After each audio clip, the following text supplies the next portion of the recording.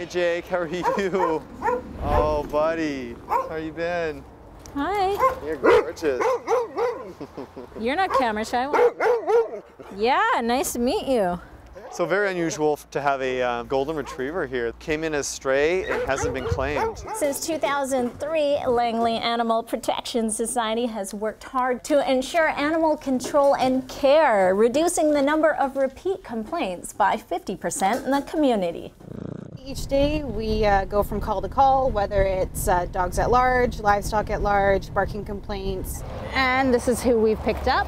Just going to take him back to the shelter and check him for ID. This is a busy place. In the last 10 years, we've had 11,000 dogs come through, 3,000 cats and several hundred livestock animals. So more than 1,000 dogs each year. Oh, good.